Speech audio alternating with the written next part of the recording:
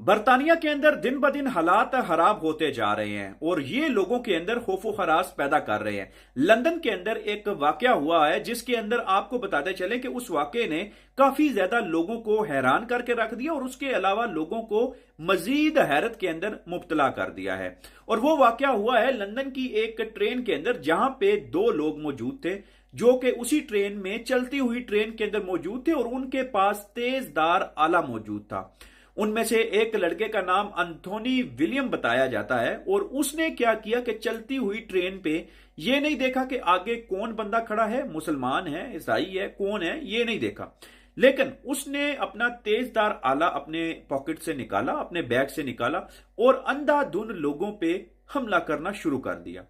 अभी उस हमले की जद में तकरीबन 8 से 9 लोग बताया जाता है कि वो इस हमले की जद में आए हैं और काफी ज्यादा उनको जख्म वगैरह भी आए और उनको बाकायदा तौर पे तिबी इमदाद के लिए रवाना कर दिया गया है और भेज दिया गया है।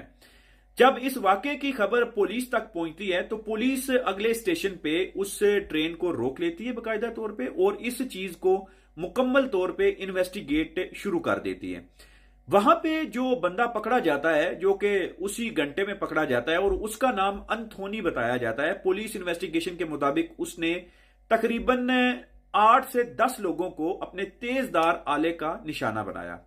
उसके बाद पुलिस कहती है कि यह बंदा ब्रिटिश बोर्न है और इसका तल्लक अफ्रीका से मतलब कैरेबियन साइड से बताया जाता है और ब्लैक कह लीजिए कि ब्रिटिश बोर्न है और जिसकी नेशनैलिटी शुरू से ही यूके की है,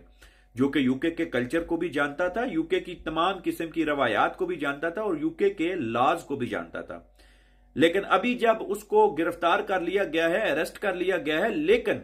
इस वाकये ने लंदन समेत डिफरेंट एरियाज के अंदर काफी ज्यादा खौफो हरास भी फैलाया है और काफी ज्यादा मुश्किल सिचुएशन भी क्रिएट की है। अच्छा, इसकी सबसे बड़ी रीजन क्या है कि आप देखें किसी भी मुल्क के अंदर उसका कानून, उस कानून के अंदर होने वाली उसकी सजाएं जजाएं ये बड़ा मैटर करती हैं उस कंट्री के क्राइम को कंट्रोल करने के अंदर। जब आप एक मुल्क के अंदर अपने कानून को इतना रिलैक्स कर देते हैं, उस कानून को इतना इजी कर देते हैं कि हर बंदा, कोई भी बंदा आए और जो मर्जी करता फिरे और आप उसको वक्त पे सजा ना दे सके। आप इस मिसाल को इस तरह सीखिए कि जब आप यूएई के अंदर या सऊदी के अंदर या कहीं भी आप इस तरह का कोई काम करते हैं तो आपको सजा और जजा का निजाम उसी वक्त फेस करना पड़ता है,